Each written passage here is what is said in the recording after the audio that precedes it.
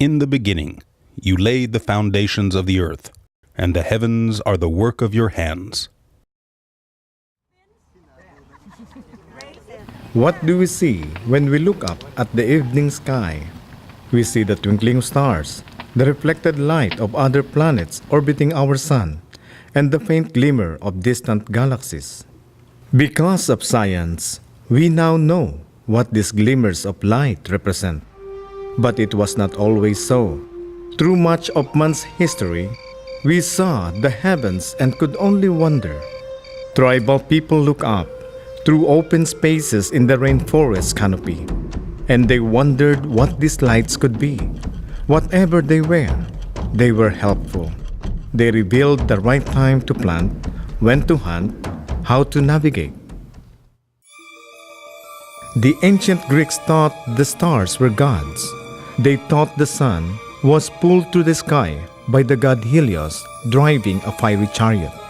The Aztecs and Mayans of Central America found order within the stars and the movement of the moon and the sun, so that they could devise calendars, which even today amaze us for their accuracy.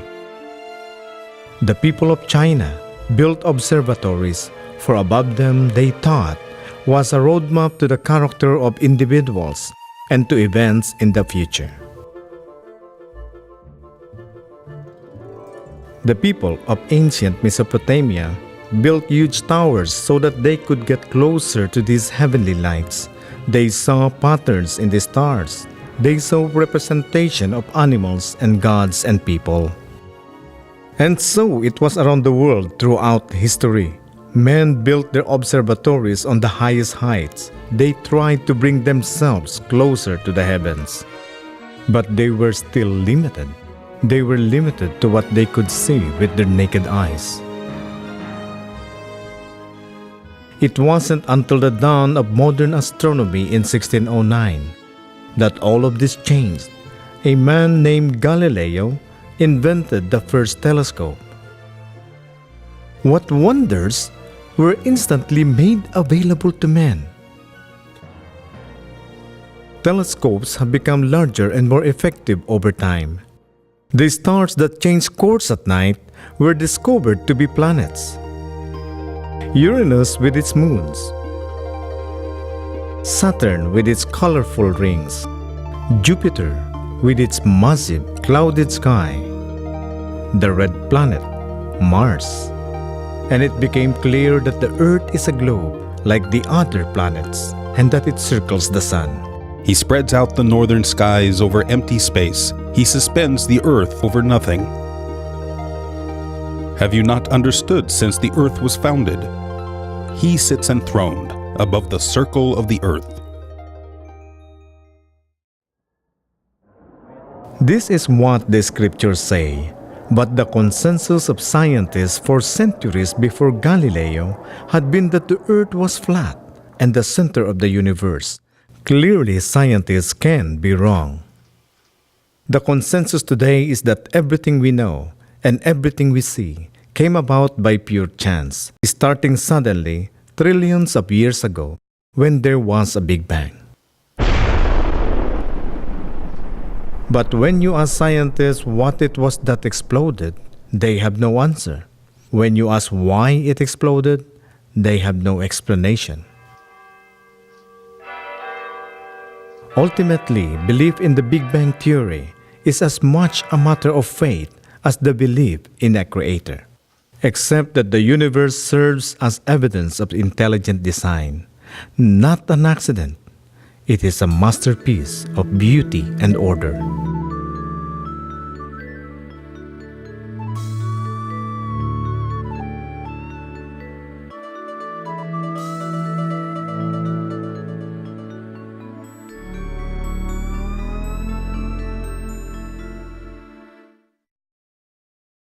By faith we understand that the universe was formed at God's command, so that what is seen was not made out of what was visible.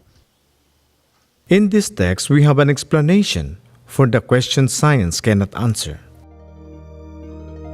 The universe, space and time were not made from visible matter. God spoke, and it existed.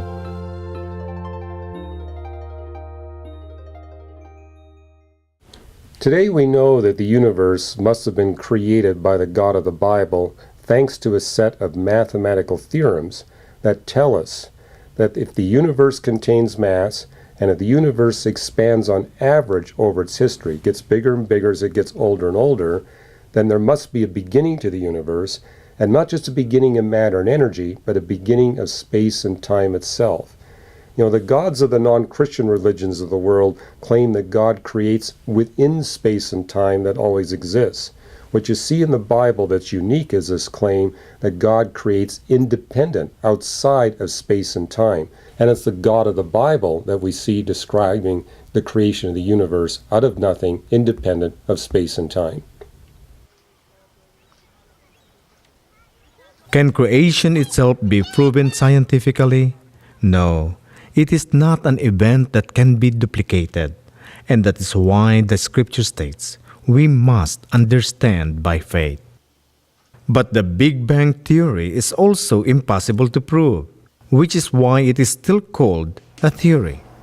There is a difference between theory and scientific law. A law of science is repeatable. It is consistent, without fail. When a theory contradicts a scientific law, the theory must be reconsidered. One problem with a naturalistic theory of the origin of the universe is its conflict with the scientific law of cause and effect. Put simply, this law states that every effect must be initiated by a cause. If we believe the theory that the universe exploded into existence by chance and without reason, then our belief is in a non-scientific effect without a cause. The Bible's explanation for the Big Bang agrees with scientific law. In the beginning, God created the heavens and the earth. Creation begins with the Creator. Another problem with the Big Bang theory is its conflict with the law of decay. It tells us in the book of Romans that the entire universe is subject to the law of decay. That's a reference to what we scientists call the second law of thermodynamics, that everything in the universe is progressing from order to disorder and becoming more chaotic. This law of decay is fine-tuned for the existence of life. If this law of decay, for example, were any more efficient than what it is, the universe would be nothing but dispersed gas. On the other hand, if the law of decay were any less than what we see in the universe, then the universe would be nothing but black holes and neutron stars. In both cases, life would be impossible. When something explodes, we can see the chaos it creates.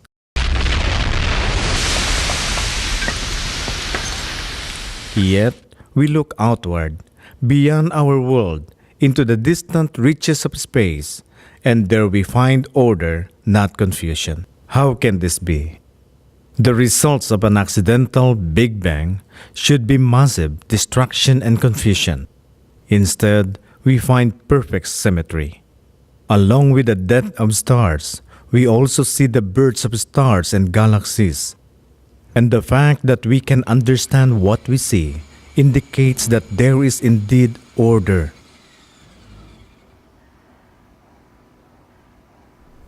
The universe attracts me because of its beauty, because it is quiet, because I see God in it. I see glimpses of infinity. And all of that makes me feel in perspective with everything else. It gives me an idea of how small and insignificant I am. And I like that. It diminishes my ego and makes me feel human.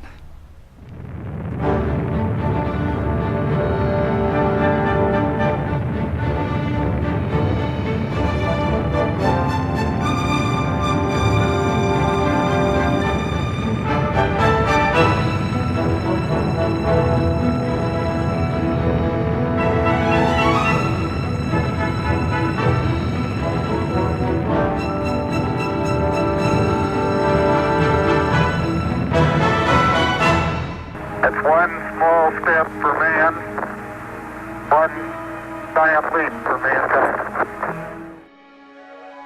Our exploration of space is now only one generation old, but our fascination with the universe has existed since the beginning. The Bible states that God put eternity in the heart of man. We have gained knowledge of the cosmos because we are now able to see far into the universe. Unhindered by an atmosphere, the orbiting Hubble telescope reveals complex order in the deepest reaches of space. Spiral galaxies, like immense pinwheels, spin in a perfect formation. Moons and rings circle planets. Planets orbit stars. Stars circle their galactic centers like dancers around the central fire, and all of it according to the plans of a master designer.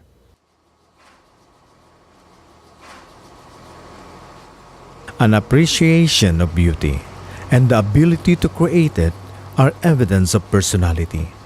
It's one of several things that separate us from all animal species.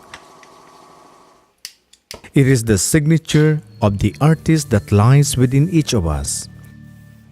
The root of my artistic expression comes from the heart, and instantly it goes to my mind, and that's the point where I start to get my materials and work on something.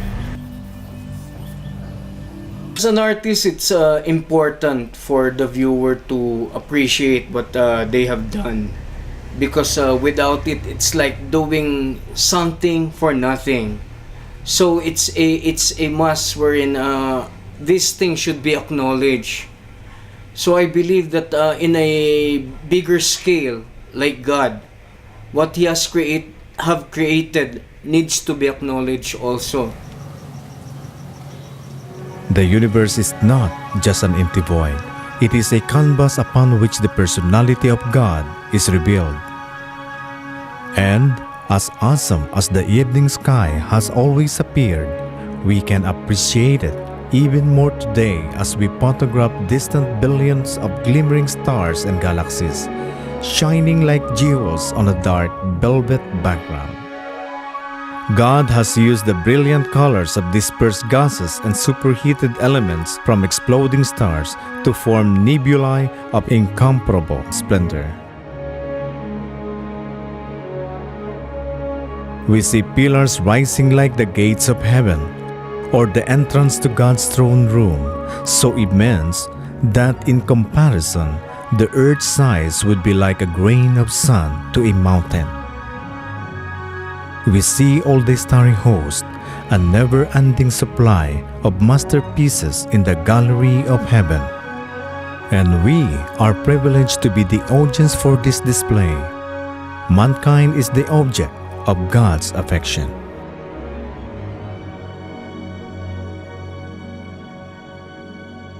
And the more we see, the more we appreciate the character of the Creator.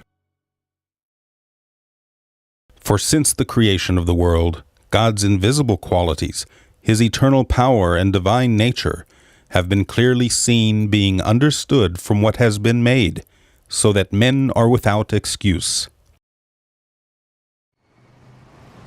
Perhaps the true reason that so many cling to a naturalistic explanation of origins is this: if mankind is just a result of chance, then we are not accountable to anyone. There is no God, and we can do as we wish.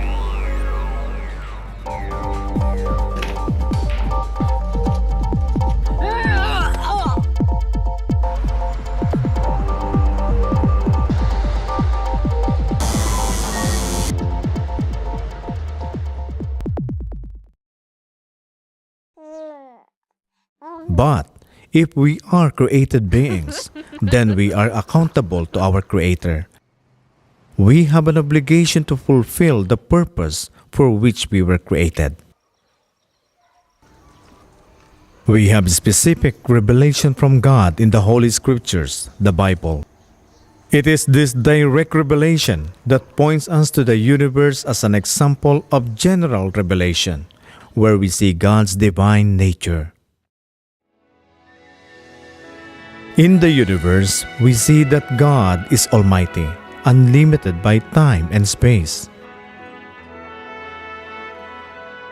In the heavens, we see before our eyes the unchangeable laws that God ordained, and it becomes clear that God is all-knowing and wise. In the heavens, we see the work of a master artist who appreciates beauty and displays it for our pleasure. And what we see is enough. We cannot ignore the purpose for which we are created. To enjoy a relationship with God throughout eternity, and to bring Him glory.